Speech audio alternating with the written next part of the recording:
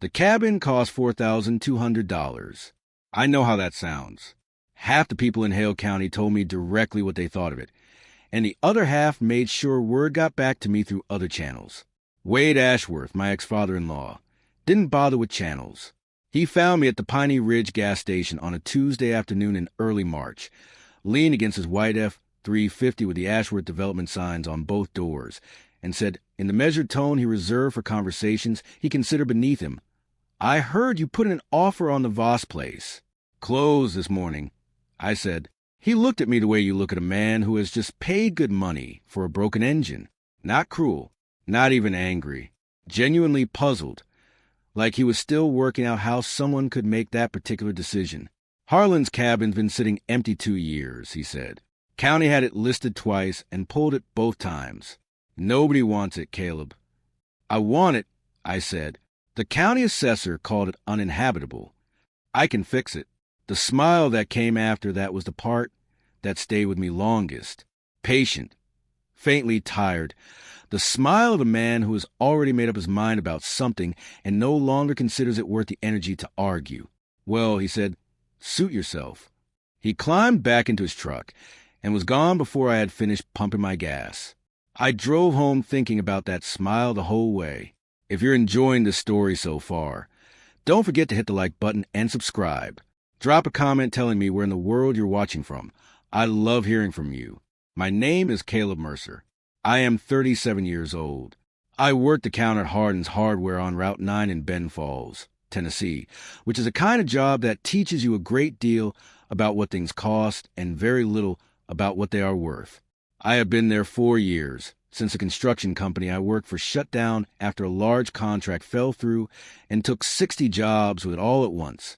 Before that, I framed houses. I know how a wall should sit on a foundation. I know how to read a level, how to cut a rafter tail, how to tell from the sound of a hammer strike whether a beam is solid or hollow at its core. The kind of knowledge that does not look like much on paper, but means something real when you are standing in a room that was built to last.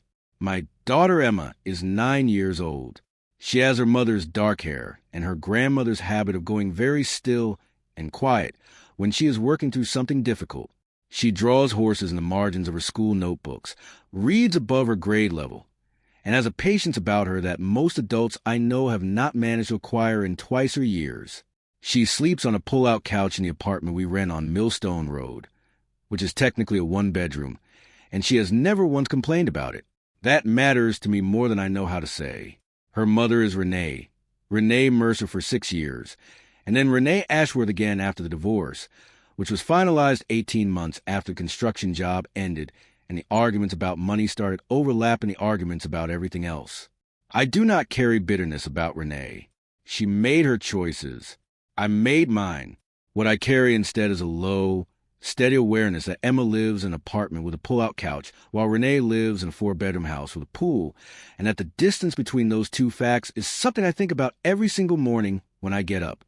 The Ashworths are Benton Falls money, which is not the same as actual money, but carries most of the same weight in a county of 12,000 people. Wade Ashworth built his development company over 30 years, buying up land, putting subdivisions on it, keeping his name on things around town. His name is on a bench outside the library. It is on a plaque at the high school gym. It is on the sign at the entrance to Ashworth Estates, the neighborhood he built on the east side of town after buying out a farm family, who needed the money badly enough to sell. When Renee and I were together, Wade treated me like a tolerable inconvenience, a working man who had married above himself and would eventually be sorted out. After the divorce, he stopped bothering with tolerance. He did not do anything dramatic. He just made it quietly and consistently clear, through the way he spoke in front of Emma, through the way he handled the child support negotiations, through his habit of mentioning his other son-in-law's salary in conversations where I was present, that he had filed me under a category and saw no reason to revisit it.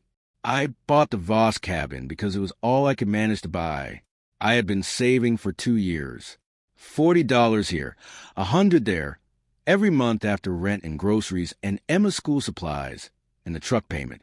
I had $6,800 in a savings account at First County Bank. I had looked at every listing in Hale County under $10,000. There was not much. A flood-damaged lot on the creek side.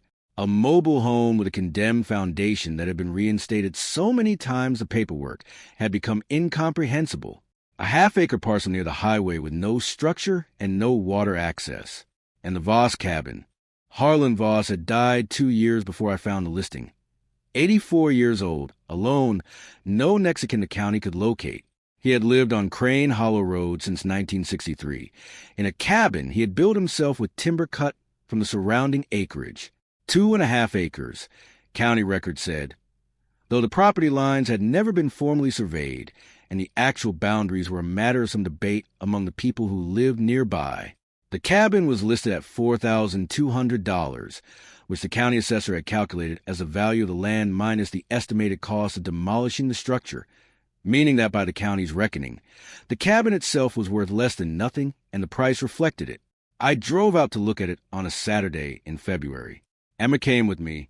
Crane Hollow Road runs about 4 miles off Route 9, climbing up into the eastern ridge of the county, through second-growth timber and old pasture land that nobody has run cattle on in 20 years. The road is gravel for the last 2 miles and narrows toward the end until the tree branches close overhead and the sky disappears.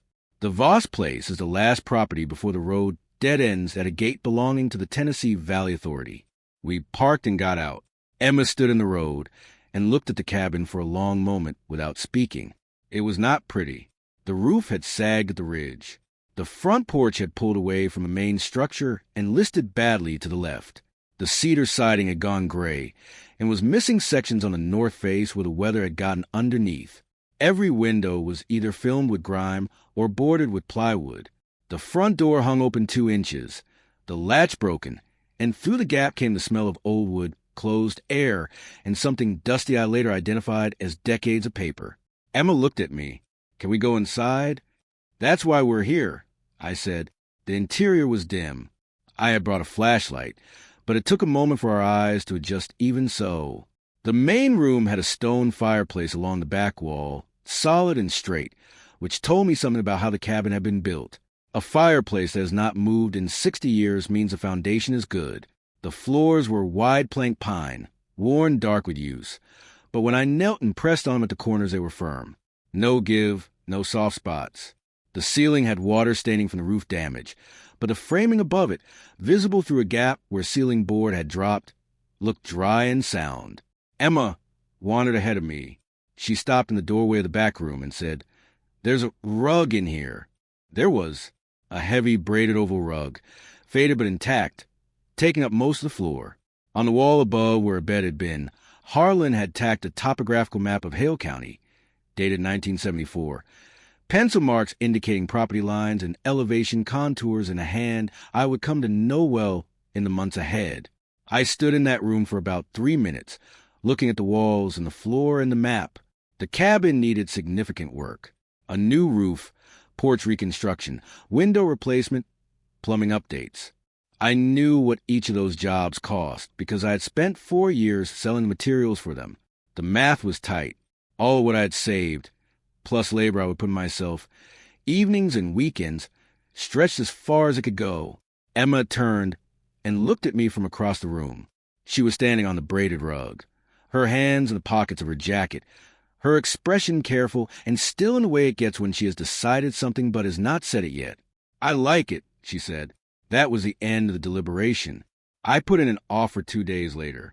The county accepted it the same afternoon. I closed on a Tuesday morning in a county office that smelled like carpet cleaner and toner, signed 11 pages of documents, and drove away with a set of keys and a deed to 2.3 acres of Crane Hollow Road. The first person I saw when I pulled up to the cabin that afternoon was Carl Pruitt. Carl is a tall, slow-moving man in his late 60s who farms the property across the hollow. He was leaning on his fence post watching me unload the truck bed and did not move or speak for a long time. When I finally walked over and introduced myself, he shook my hand and said, "I knew Harlan 30 years. You buying his place?" "Already did," I said. Carl looked at the cabin, then at me. Something moved across his face. Not quite surprised, but close to it. "You know what you got yourself into?" he asked. "Mostly," I said. He nodded slowly. Harlan was a particular kind of man. he said. Kept to himself. Didn't trust easy. But he knew things about this county that other people didn't bother knowing. He paused. He didn't leave that place to just fall apart. You'll find that out. I did not know what to make of that. Carl said nothing more and went back to his fence work. Word traveled the way it does in a small county. Within a week of my closing date, I started getting comments at Hardin's. Customers would come in for deck screws or PVC fittings and work it into the conversation with the particular satisfaction of people delivering news they expect you to be embarrassed by. One man named Dorsey, a regular who came in every 2 weeks, leaned on the counter and said, "Boy, you bought that haunted cabin out on Crane Hollow." He said it with a chuckle, the kind that is not meant to be cruel, but lands that way regardless. There were others. A woman who ran a real estate office 2 doors down from the hardware store stopped me outside one afternoon and said, with the gentle concern of someone who has decided you need saving, "Caleb, you do know that property was listed twice and nobody touched it?" The county practically gave it away. I told her I knew. She looked at me with the expression of someone watching a man walk toward a fence he cannot see. "If you need to flip it fast," she said, "I might know a buyer." I thanked her and walked on. Wade Ashworth came into Hardin's hardware once during those weeks. He needed paint supplies. He came through my line. While I rang him up, he looked at my hands, which were cracked and stained from the work on the cabin, and said, "How's the project coming?" "Getting there," I said. "You know the county's been trying to clear that parcel for 2 years," he said. "There were easier options." "Easier isn't always better," I said. He paid and left. The man behind him in line said, "That Wade Ashworth?" I said yes. He said, "Man's been buying up everything out east of town, every parcel he can get." He shook his head. "I don't know what he's building toward, but he's building toward something." I handed him his receipt and said nothing, but I thought about it. The first 2 weeks on the cabin, I focused on the roof and the structural work. I came out every day after my shift to Hardin's and both full weekends, sometimes bringing Emma, who quickly developed a system. Homework on a blanket in the main room while I worked overhead, then handing me tools when she finished. The cabin yielded slowly, the way old buildings do. Beneath the surface damage, there was quality. The original framing was white oak, hand-notched, the kind of joinery you do not see anymore, because it takes time and nobody budgets for time. The chimney was clean and structurally sound. Harlan had maintained it regularly. The foundation was poured concrete over fieldstone, solid as anything I had laid myself. The interior was full of Harlan's things. Not junk, not the usual accumulation of a person who cannot throw anything away. Everything in the cabin had been where it was for a reason. His kitchen shelves held labeled mason jars, arranged by size. His tools were hung on the wall in order of frequency of use, clean, oiled, put away properly. His books were arranged on a shelf above the fireplace by subject: county history, land surveying, Tennessee water law, forestry management. I read the spines on that shelf the second day I was in the cabin. Tennessee water law, land surveying, going back to the 1940s. This was a man who had spent 30 years thinking carefully about land. Not the sentiment of it, but the actual legal and physical reality of it, what it could yield, who had rights to it, how those rights were documented and transferred and, when necessary, protected. I set that thought aside and kept working. It was the 3rd week of March when I found it. I had been working on the back bedroom, pulling up a section of damaged flooring near the north wall, where a roof leak had gotten through before I patched it. The pine boards in that corner had gone soft and needed replacing. I pulled up 3 of them, stacked them against the wall, and reached for a 4th. The 4th board came up, and I was looking at plywood instead of subfloor joists. I set down my pry bar. The plywood was a different vintage from the rest of the floor, newer, more recent. It had been cut to fit and set in place, then covered by the braided rug. When I pulled the rug back fully and looked at the whole back section of the floor, I could see the seam, a rectangle about 4 feet by 5 feet, set into the original floor with precision that said whoever cut it had measured it more than once. In one corner, nearly invisible against the grain, was a recessed metal ring, a handle. I sat on my heels for a long moment. The room was quiet. Outside, a woodpecker worked at something in the tree line. The late afternoon light came to the window I had cleaned a week before, and it fell across the floor in a long rectangle that stopped exactly at the edge of the plywood panel. I reached down, hooked 2 fingers through the ring, and lifted. The panel swung up on hinges set flush along one edge. Below it, concrete steps led down into darkness. Dry darkness, not the smell of standing water or mold. The smell that came up was cool air, old paper, and something I recognized after a moment as linseed oil. The smell of careful maintenance. I went down. The basement room was about 12 feet square, with a concrete floor and poured concrete walls. A dehumidifier sat in the corner, unplugged, but the room was remarkably dry for a below-grade space in Tennessee. A battery-powered lantern sat on a shelf near the stairs. When I tested it, it lit immediately. The batteries were new. Along the left wall, 2 filing cabinets, for drawers each, steel, padlock hasps open. Along the right wall, a workbench with a surface, so clean you could eat from it, tools hanging on pegboard above it in the same organized manner as the kitchen tools upstairs. At the far wall, centered, bolted to the concrete floor through a steel plate, a fireproof safe, dark gray, about 2 feet square, combination lock. I stood at the bottom of the stairs and looked at the room for a long time. Then I walked to the filing cabinet and opened the top drawer. There were others. A woman who ran a real estate office 2 doors down from the hardware store stopped me outside one afternoon and said, with the gentle concern of someone who has decided you need saving, "Caleb, you do know that property was listed twice and nobody touched it?" The county practically gave it away. I told her I knew. She looked at me with the expression of someone watching a man walk toward a fence he cannot see. "If you need to flip it fast," she said, "I might know a buyer." I thanked her and walked on. Wade Ashworth came into Hardin's hardware once during those weeks. He needed paint supplies. He came through my line. While I rang him up, he looked at my hands, which were cracked and stained from the work on the cabin, and said, "How's the project coming?" "Getting there," I said. "You know the county's been trying to clear that parcel for 2 years," he said. "There were easier options." "Easier isn't always better," I said. He paid and left. The man behind him in line said, "That Wade Ashworth?" I said yes. He said, "Man's been buying up everything out east of town, every parcel he can get." He shook his head. "I don't know what he's building toward, but he's building towards something." I handed him his receipt and said nothing, but I thought about it. The first 2 weeks on the cabin, I focused on the roof and the structural work. I came out every day after my shift at Hardin's and both full weekends, sometimes bringing Emma, who quickly developed a system. Homework on a blanket in the main room while I worked overhead, then handing me tools when she finished. The cabin yielded slowly, the way old buildings do.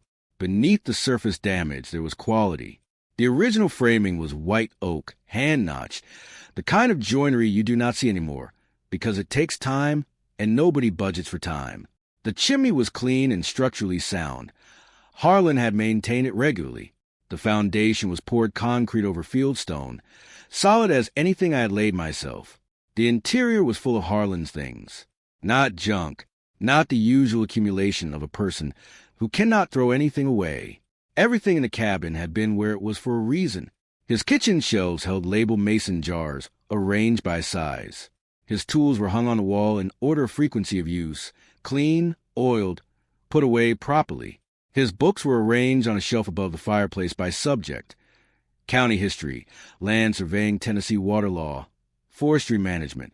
I read the spines on that shelf the second day I was in the cabin. Tennessee water law, land surveying, going back to the 1940s. This was a man who had spent 30 years thinking carefully about land. Not the sentiment of it, but the actual legal and physical reality of it, what it could yield, who had rights to it, how those rights were documented and transferred and, when necessary, protected. I set that thought aside and kept working. It was the 3rd week of March when I found it. I had been working on the back bedroom, pulling up a section of damaged flooring near the north wall, where a roof leak had gotten through before I patched it. The pine boards in that corner had gone soft and needed replacing. I pulled up 3 of them, stacked them against the wall, and reached for a 4th. The 4th board came up, and I was looking at plywood instead of subfloor joists. I set down my pry bar. The plywood was a different vintage from the rest of the floor, newer, more recent. It had been cut to fit and set in place, then covered by the braided rug. When I pulled the rug back fully and looked at the whole back section of the floor, I could see the seam. A rectangle about 4 feet by 5 feet, set into the original floor with precision that said whoever cut it had measured it more than once. In one corner, nearly invisible against the grain, was a recessed metal ring. A handle. I sat on my heels for a long moment. The room was quiet. Outside, a woodpecker worked at something in the tree line. The late afternoon light came to the window I had cleaned the week before, and it fell across the floor in a long rectangle that stopped exactly at the edge of the plywood panel. I reached down, hooked 2 fingers through the ring, and lifted. The panel swung up on hinges set flush along one edge. Below it, concrete steps led down into darkness. Dry darkness, not the smell of standing water or mold. The smell that came up was cool air, old paper, and something I recognized after a moment as linseed oil. The smell of careful maintenance. I went down. The basement room was about 12 feet square, with a concrete floor and poured concrete walls. A dehumidifier sat in the corner, unplugged, but the room was remarkably dry for a below-grade space in Tennessee. A battery-powered lantern sat on a shelf near the stairs. When I tested it, it lit immediately. The batteries were new. Along the left wall, 2 filing cabinets, for drawers each, steel, padlock hasps open. Along the right wall, a workbench with a surface, so clean you could eat from it, tools hanging on pegboard above it in the same organized manner as the kitchen tools upstairs. At the far wall, centered, bolted to the concrete floor through a steel plate, a fireproof safe, dark gray, about 2 feet square, combination lock. I stood at the bottom of the stairs and looked at the room for a long time. Then I walked to the filing cabinet and opened the top. What I found in those drawers took me 3 hours to begin to understand and several weeks to understand completely. But I can tell you what I held in my hands that first evening in the basement of Harlan Voss's cabin. The files were organized by category. Each drawer was labeled in Harlan's precise, square handwriting: property, legal, correspondence, mineral. The folders inside were indexed, cross-referenced, annotated in the margins with dates and names and notes. This was not a man who kept records the way most people keep records, stuffing papers into folders and hoping for the best. This was a system. Decades of systematic, deliberate documentation built by someone who expected it to matter after he was gone. I started with a mineral drawer because the word was the one I did not expect. Inside, maps, topographical surveys of Hale County spanning from the 1940s through the 1990s, each one overlaid with hand-drawn property lines and notations in red ink. The map showed a contiguous block of land, 847 acres, according to notation on the most recent survey, covering the eastern ridge of the county and extending down into what the maps labeled the Blackwater Basin. The block was outlined in red. At its center, marked with small X, was Crane Hollow Road, was Harlan's cabin, was my cabin. I set those maps on the workbench and opened the next folder. It was labeled Voss Family Mineral Trust, established 1987. Inside were trust documents, 20-some pages, typed and notarized. I am not a lawyer. I cannot tell you everything those pages said in legal terms, but I can tell you what I understood. Harlan Voss had established a trust in 1987 to hold the mineral rights to 847 acres of Hale County land, including subsurface natural gas rights that a company called Meridian Energy had been trying to acquire since 2009. The trust named the cabin as the anchor property. It contained a provision, clear, specific, repeated in 3 separate clauses, that the mineral rights would pass to whoever held legal title to the cabin property at the time of trust distribution. Whoever owned the cabin owned the mineral rights. I sat down on the bottom step of the stairs and held those pages in my lap for a long time. The next folder was labeled Meridian Negotiations. Inside, a series of letters between Meridian Energy's acquisitions team and a name I recognized immediately, Wade Ashworth, beginning in 2019. Continuing through 2022, the year Harlan died. The letters discuss an agreement in principle to sell the subsurface mineral rights for the Blackwater Basin acreage. They discuss a figure, $4.2 million. They referenced Ashworth's authority as authorized representative of the Voss estate. There was no documentation in that folder that gave Wade Ashworth any legal authority over the Voss estate.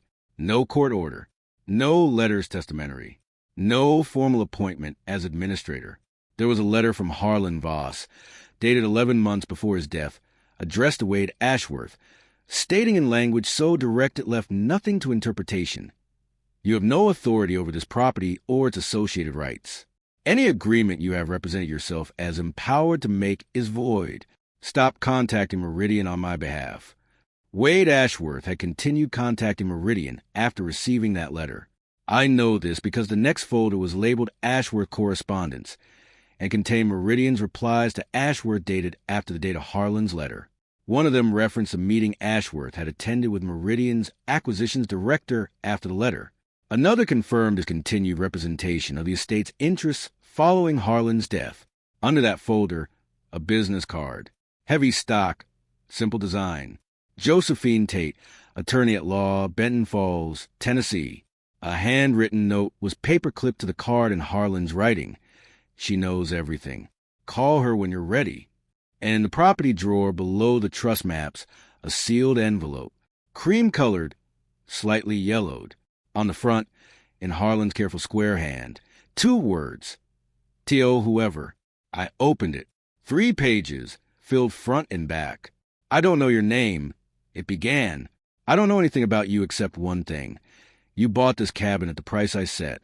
That tells me what I need to know. My name is Harlan Voss. I have lived in this hollow since 1963, and I have spent 20 of those years watching a man named Wade Ashworth try to get his hands on what is underneath this ridge. I am not going to explain him to you at length. You will figure him out fast enough. What I will tell you is that he never bought this property because I never sold it to him, and what he wanted was never really the cabin. What he wanted was the trust. He did not know about the trust. That was intentional. The trust is attached to this cabin.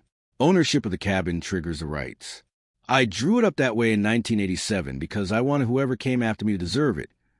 Not by being rich or clever or connected, but by needing a home badly enough to take a chance on a place that looked like it had nothing to offer. There's $31,400 in the safe. The combination is the year my wife Ruth died. You will find the date in my personal folder in the property drawer. Use the money for the cabin first. It needs a new roof, and the plumbing needs updating, and the porch has to be rebuilt from the ledger. You know this already if you have walked through it, which you must have. Call Josephine Tate. She has been waiting for this call for 2 years. She will know what to do. One more thing. There are owls in the hollow. 2 of them, barred owls, have been nesting in the dead oak along the east fence line for 11 years. They come out at dark, and you can hear them from the porch. My wife Ruth loved them. She used to say that any place with owls in it is a place worth keeping. I do not know what your life looks like, but you paid the honest price, which means you came here needing something real. I hope you find it. Take care of the hollow. It will take care of you. Harlan A. Voss, January 14th. The year I knew I was dying. I sat on those stairs for a long time after reading the letter. Then I went upstairs, made coffee, and sat at the kitchen table in the dark with the letter in my hands, listening to the hollow. It was a clear March night, cold, the kind where the stars are hard and bright above the ridge. Through the window, I could see the outline of the dead oak along the fence line. I heard them about an hour after dark. 2 voices from the tree line, low and resonant, calling back and forth in the still air. If you're hooked on this story, make sure to subscribe and turn on notifications so you never miss an upload. Your support means everything and helps me bring you more emotional stories like this one. I called Josephine Tate the next morning. She picked up on the second ring. Her voice was unhurried, careful, the voice of someone who weighs words before spending them. I told her my name. I told her I had bought Harlan Voss's cabin on Crane Hollow Road. I told her I had found the basement room. There was a pause on her end that lasted about 4 seconds. Not a surprised pause, but the pause of someone confirming something they had been anticipating for a long time. I've been waiting for someone to call, she said.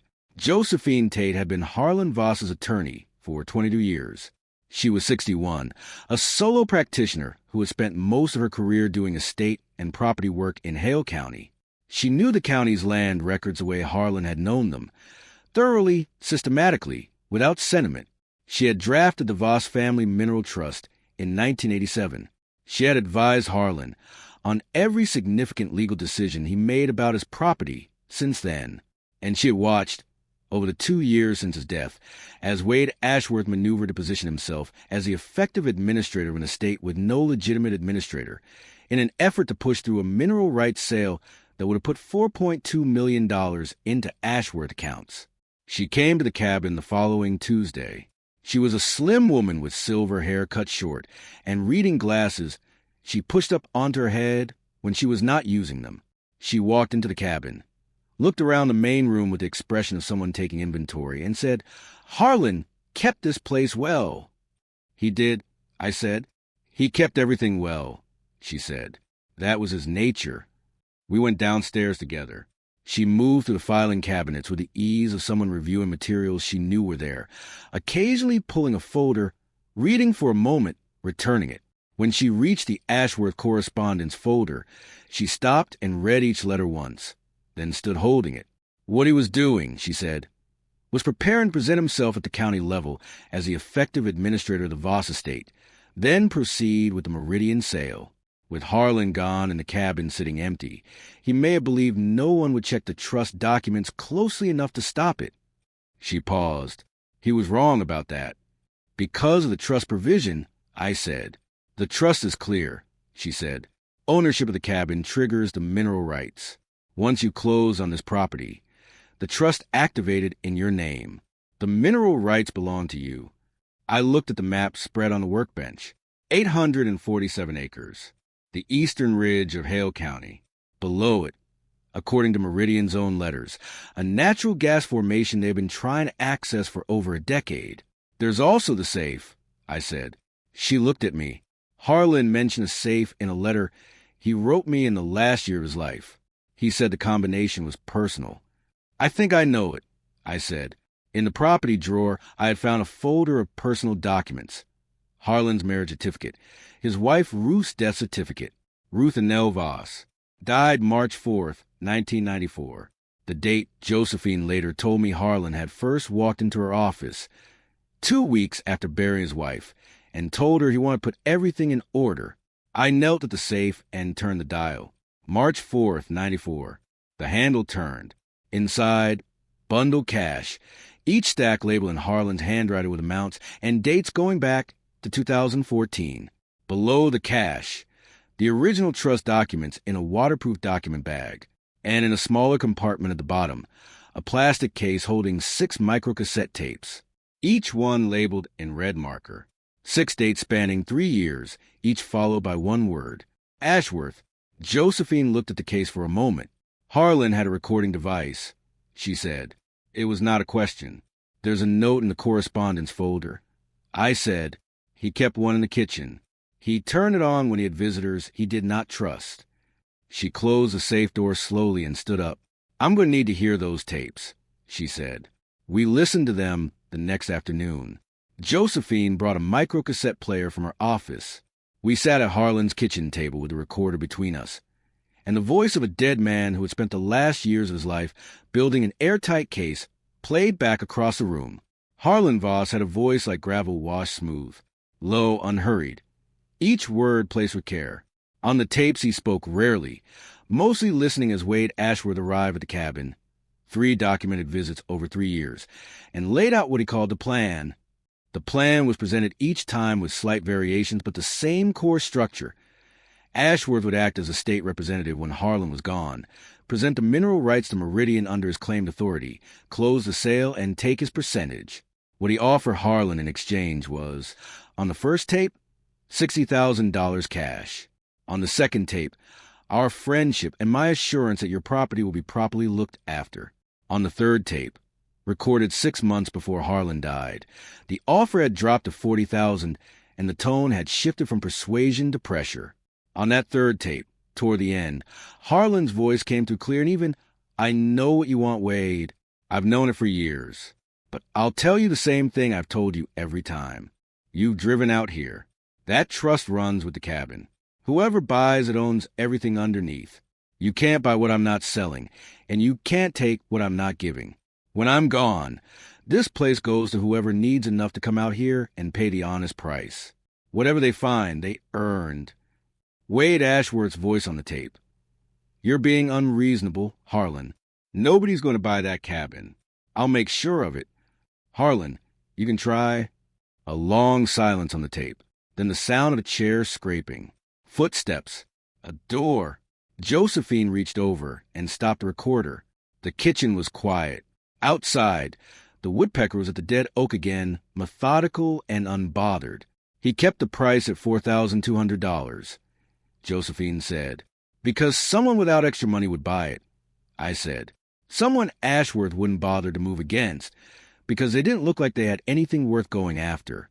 I thought about Wade at the gas station. That patient, faintly tired smile. Suit yourself. And I thought about Emma on the braided rug, her hands in her pockets, her expression settled. I like it. Josephine filed the papers on a Monday, a petition to formalize the mineral rights transfer under the Voss family trust, a formal letter to Meridian Energy advising them that their previous negotiations with Ashworth had no legal foundation, and a certified letter to Wade Ashworth outlining the evidence. The trust documents, the correspondence files, the financial records, and the 6 cassette tapes, and advising him that any further action to misrepresent himself as having authority over the Voss estate would be addressed through both civil and criminal channels. The certified letter was delivered on a Wednesday morning. Wade Ashworth came to the cabin that Wednesday evening. I was on the porch replacing the railing boards when his truck came up Crane Hollow Road. He parked in the turnout and got out slowly. Even from a distance, I could see that something in him had shifted. The easy authority was still there in his posture, the habit of carrying himself like a man who does not expect to be questioned, but it had a brittleness to it now that had not been there before. He walked to the edge of the porch and stopped. He looked at the work I had done, the new roof, the repaired siding, the clean windows, the straightened porch, and he looked at it the way people look at things that have turned out to be different from what they assumed. You've been busy, he said. That's the job, I said. He put his hands in his pockets. He looked at the ridge, at the tree line, at the gravel drive. Everywhere but at me. I got a letter from a lawyer today. He said. I know, I said. I'd like to understand what you think you're doing, he said. His voice was measured, controlled, the voice of a man trying to feel out the edges of a situation before committing to a position. I'm not doing anything, I said. The trust did it. I bought the cabin. The trust activated. That trust is 30 years old. There are legal questions about whether it even holds. Josephine seems to think it holds. I said, so does the county clerk, who reviewed the filing this morning. Something moved across his face. He brought his eyes to mine. Finally, and what was there was not the patient, mild contempt of the gas station. What was there was the look of a man doing arithmetic and not liking the sum. You have no idea what you're involved in, he said. I'm starting to. I said, Caleb. He said my name the way he used to when Renee and I were married. The tone of a man explaining something to a person he has decided is worth patience, but not deference. This deal with Meridian has been years in the making. Millions of dollars. There are people counting on it. Then those people need to talk to my lawyer, I said. He stood on the gravel for another moment.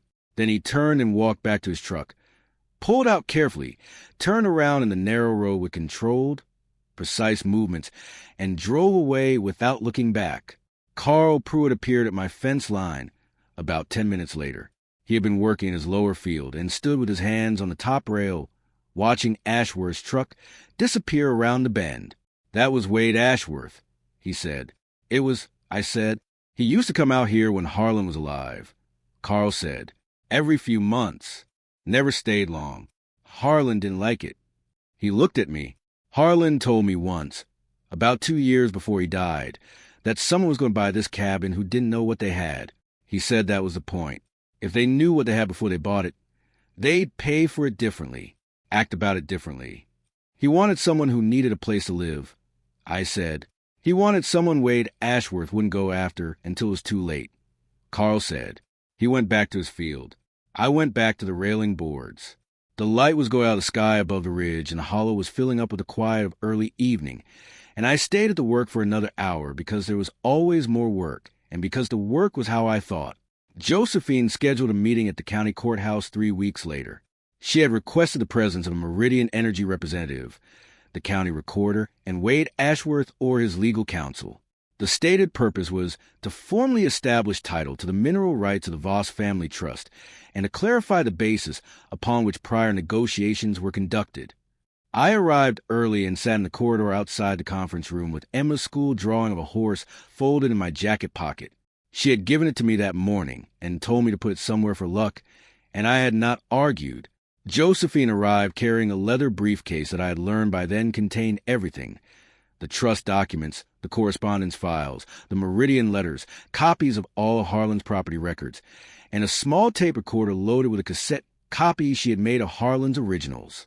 The Meridian representative arrived with his own lawyer, the county recorder, a woman named Clara Higbee who had held the position for 16 years, sat at the head of the table with a file open in front of her. Wade Ashworth came in last, 5 minutes late, with a Nashville attorney whose suit made clear he had been brought in specifically for this occasion.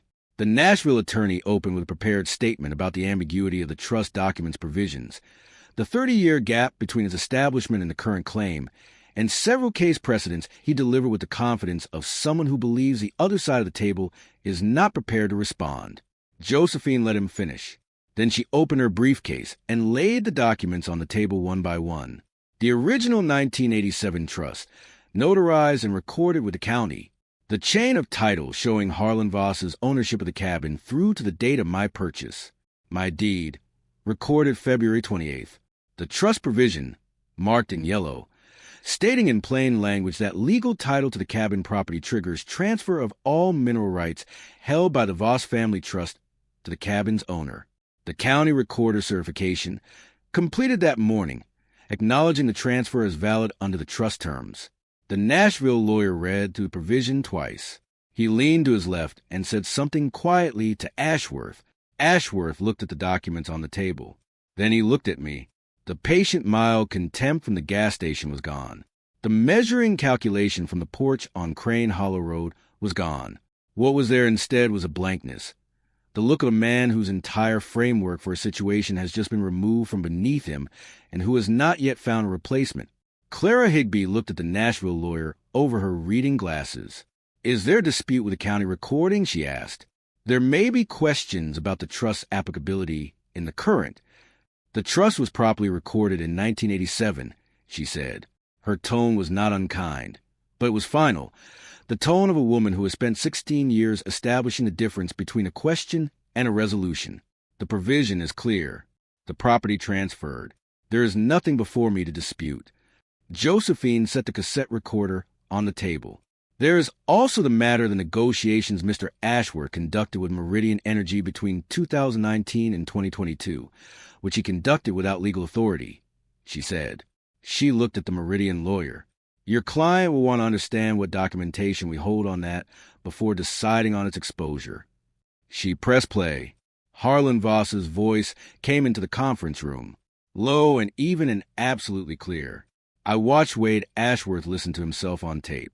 I watched him sit very still as the recordings played, his hands flat on the table, his expression moving through a series of positions that didn't have clean names, contained and tighter, then something beneath tighter, something that looked like a man watching the floor disappear under his own feet.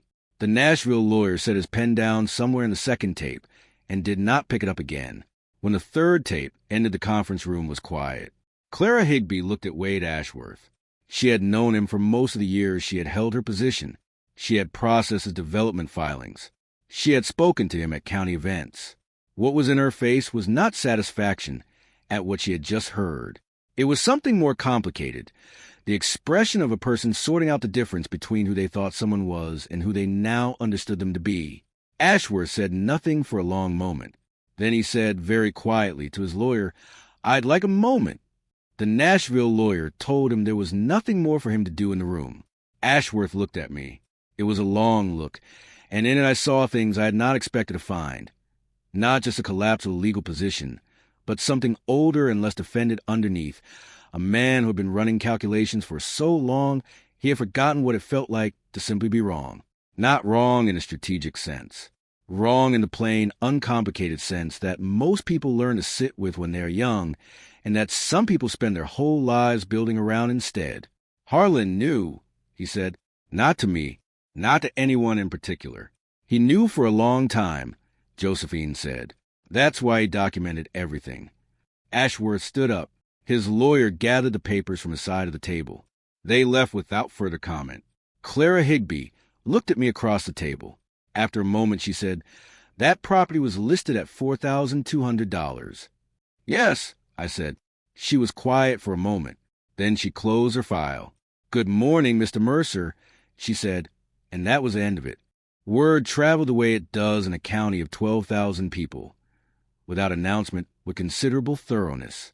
Within a week of the courthouse meeting, most of Benton Falls knew that Wade Ashworth had been conducting fraudulent negotiations over mineral rights he did not own, that recordings of those conversations existed, and that the man at the hardware store who had bought the cheapest cabin in the county had ended up with $4.2 million in mineral assets as a result. The people who had chuckled at me across the counter at Hardin's went quiet. The real estate agent who had offered to find me a buyer stopped saying anything at all when she saw me on the sidewalk. The man named Dorsey, who had called it a haunted cabin, came in for his regular supplies and paid for them without a word about the cabin, which told me more than any comment could have. The bench outside the library still had Ashworth's name on it. For a while, the plaque at the high school gym still bore it. But the quality of the silence around Wade Ashworth's name changed in those weeks. From the comfortable silence that surrounds someone who has built something legitimate, to the particular silence that surrounds a person who has been found out. Renee called me 3 days after the courthouse meeting. She was careful on the phone, measured, the way people are when they know they are in a bad position but have not entirely accepted it yet. She said she had heard what happened. I said I knew she had. She said, "Caleb, I don't know what my father was thinking. I don't need you to explain him to me," I said. "I just want you to know I had nothing to do with any of it." "I know you didn't," I said. "That's not what I'm thinking about." A pause. "What are you thinking about?" "Emma's room." I said, "I've been working on it this week." She picked out the paint color herself. "It's yellow, the kind that's almost green. She says it looks like the inside of a sunflower." When Renee spoke again, something in her voice had changed, settled into something quieter. "Is she happy there?" she asked. "She's good," I said. "She's really good." We talked for a few more minutes about logistics, and then the call ended. I do not know what Renee processed about all of it. That was her life to sort out. Wade Ashworth's legal situation sorted itself out over the following months. Josephine had made clear that the recordings and documents were available to whatever authorities chose to review them. What resulted was an investigation by the county attorney's office, a civil settlement with Meridian Energy, and a formal agreement in which Ashworth surrendered development rights he had been quietly acquiring on the Eastern Ridge, parcels positioned to benefit from the gas access roads that would have been built on the fraudulent Meridian deal back to their original owners at his purchase price. He was not charged criminally. Josephine told me this was a decision made above her level.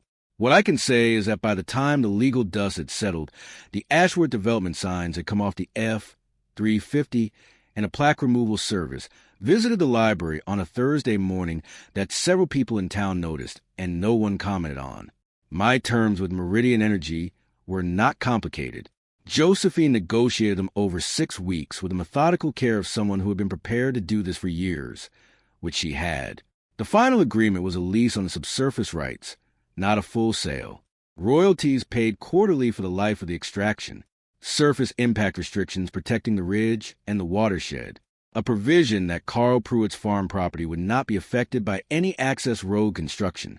The upfront signing payment was $340,000. I do not have a frame for that number.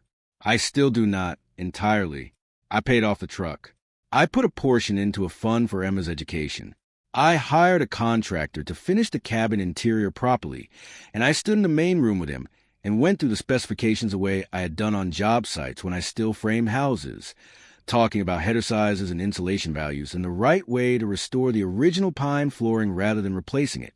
The room came back the way it was meant to be. High ceiling, original timber exposed, the stone fireplace centered on the back wall, a room you can stand in and feel the bones of the building. Emma's room was at the back of the cabin. Yellow paint to color the inside of a sunflower, bookshelves along one wall, a window with a view into the tree line, where the barred owls had their hollow oak. She moved her library books out of the boxes she had kept them in since Millstone Road. She arranged them on the shelves without asking for help. She put her horse drawings on the wall. The first night she slept in her room, I sat in the main room by the fire for a long time after she had gone to bed. The cabin was quiet in the way it had been quiet when Emma and I first came out here on a February Saturday. A clean, particular quiet, the kind of building makes when it's been cared for properly and the people in it have room to breathe. I thought about Harlan Voss, not the legal framework he had built over 30 years, but the simple fact of him, an old man in a hollow, replacing batteries and a lantern that someone else would need, keeping a recorder on his kitchen shelf, documenting everything with the patience of someone who understood that the truth by itself is not always enough. The truth needs to be findable. He had set this in motion without knowing who would benefit from it. He had made the space available, prepared it carefully, and trusted that eventually the right person would come down those stairs. He had never met me. He had no way of knowing I would be the one. He just kept the price where it needed to be and waited. Carl Pruitt came over for coffee on a Sunday morning in late April. He sat at the kitchen table with his hands around the mug and looked out the window at the tree line. The woodpecker was at the dead oak again, methodical and unbothered. The owls were quiet at that hour. What was he like? I asked. Harlan, when you knew him well. Carl thought about it for a moment. Patient, he said. The kind of patient where it never looked like waiting, because he was always doing something. You'd go past, and he'd be working on the fence, or splitting wood, or reading something. Never still, but never in a hurry either. He looked at his coffee. He loved this hollow. Not the idea of it, the actual thing. The trees, the ridge, the way the creek sounds in March when the snowmelt comes through. He knew where every spring was on this property. He knew which rock faces dried out first in summer. That kind of knowledge you don't get from a survey. You get from 30 years of paying attention. I thought about that after Carl left, about the difference between owning something and knowing it. Emma had already started learning the hollow. She had mapped the owl tree on graph paper, accurate enough to show the hollow and the nearby deadfall. She had found the creek cut through the lower acreage that Harlan's topographic map showed, and came home muddy and delighted to report it. She had noticed that the deer came through the east corner of the property every morning around 7, and asked me not to do any loud construction work until 8. She was 9. She was already paying the kind of attention Harlan had spent a lifetime paying. I drove to the county assessor's office one afternoon. I had an appointment to request an updated assessment on the cabin property. The woman who handled my file pulled it up and looked at the original figure, the $4,200 acquisition price, the deteriorated, possibly uninhabitable, value nominal notation, and then looked at the current status, the recorded mineral rights transfer, the updated improvement records. She looked at me over her glasses. You bought this at the listed price, she said. $4,200, I said. She looked at the file again. Then she said, with the careful neutrality of someone who has seen many things in county records over the years, that's quite a transaction. It is, I said. I drove back to the cabin on Crane Hollow Road. The gravel road was still narrow with the branches closed overhead. Still quiet the way it had been quiet the first time Emma and I drove out here with a flashlight and no plan. The cabin came into view around the bend, and it looked different than it had that first day. Roof sound, porch straight, windows clear, smoke from the chimney because I had lit a fire that morning and the firebox was drawing clean. It looked like a place where people lived. I parked and sat in the truck for a moment. Spring light was coming through the tree canopy in broken pieces, landing on the gravel and the grass that had come up along the fence line. I thought about Wade Ashworth at the gas station, the patience in his smile. Suit yourself. The ease of a man who has already written off what he cannot see. I thought about Harlan Voss, alone in the hollow for 30 years, cleaning his tools, keeping his records, maintaining a lantern with fresh batteries for whoever would eventually come down those stairs. A man who spent decades protecting something real and trusted that eventually the right person would need it enough to find it. I thought about Emma in her yellow room, arranging her books on shelves she had waited 2 years to have, her horse drawings on the wall, the owl she had already started naming. I got out of the truck. The woodpecker was at the oak. The hollow was full of the green smell of late spring, redbud and cedar, and the creek Carl had showed Emma where to find. The ridge to the east caught the afternoon light and held it. Inside, Emma was at the kitchen table with her graph paper and pencils, adding something to the property map she had been building since February. She was measuring carefully from a reference point she had established on the fence line, her pencil moving with the same precision I had watched in her drawings since she was 6. "What are you adding?" I asked. "The spring," she said. "Carl told me where it is." I sat across from her and watched her work. Her hands were steady. The map was growing by one small true detail at a time. The fire had burned down to coals in the fireplace. The kitchen smelled like the cedar soap she used and pine resin from the afternoon's woodwork. Outside, the hollow was settling into evening, the light going out of the sky above the ridge in gradations of gold and gray. Harlan Voss had mapped this property for 30 years. Now Emma was mapping it, 9 years old, methodical and careful, adding to a record that would outlast us both. We sat at the table together while the light faded, and she drew what she could see, and I could not think of anything better to do at the end of the day than that. Thank you so much for watching until the end. If you loved this story, check out the other videos on your screen now. I think you'll really enjoy them. And don't forget to subscribe if you haven't already. See you.